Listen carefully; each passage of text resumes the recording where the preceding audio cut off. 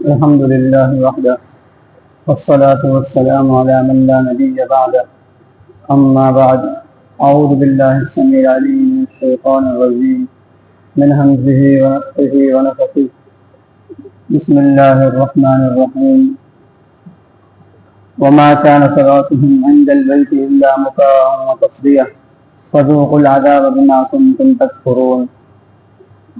مشرکین مکہ یہ مسجد حرام کے پاس کھڑے ہو کر عبادت کی کس طرح کرتے تھے، تالیاں بجانا، سیٹیاں مارنا اور رقص کرنا، اس کو یہ عبادت سمجھتے تھے کہ ہم یہ عبادت کرتے ہیں۔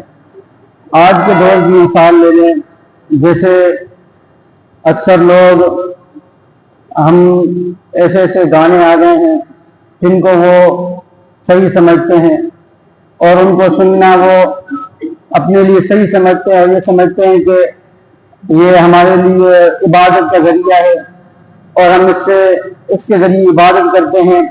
یا اب یہ اس سے اندازہ لگا لیں کہ شعر و شاعری کی جو محفلیں لگتی ہیں، پھر اس کے بعد جو لوگ اس میں رقص کرتے ہیں تو اس کو یہ عبادت سمجھ رہے ہوتے ہیں، حالانکہ یہ عبادت نہیں ہوتی، یہ عبادت کی توہین ہوتی ہے۔ اور اللہ کے رسول علیہ السلام نے یہ چیز بالکل حرام کر دی ہے۔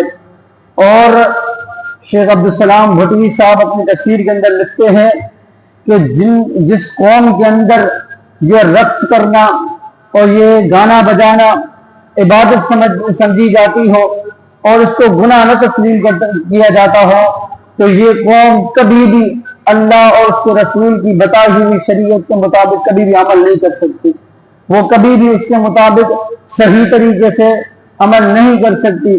اسی آیت کے اندر اللہ رب العالمین فرما رہے ہیں وَمَا كَانَ صَلَاتُهُمْ عِندَ الْبَيْتِ إِلَّا مُكَاءً وَتَصْدِيًّا۔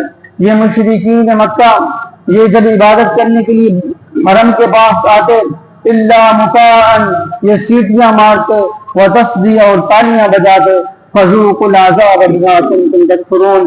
یہ جو عبادت کا مذاق اڑاتے تھے تو اللہ رب العالمین کہہ رہا ہے کہ فَذُوقُوا الْعَذَابَ، بس تم عذاب کو چکھو، بِمَا كُنتُمْ تَكْفُرُونَ، بسبب اس کے کہ تم نے یہ نافرمانی کی ہے۔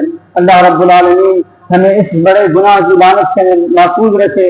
اللہ رب العالمین سے دعا ہے کہ اللہ رب العالمین ہمیں سمجھنے کی توفیق عطا فرمائے۔ جزاک اللہ خیر۔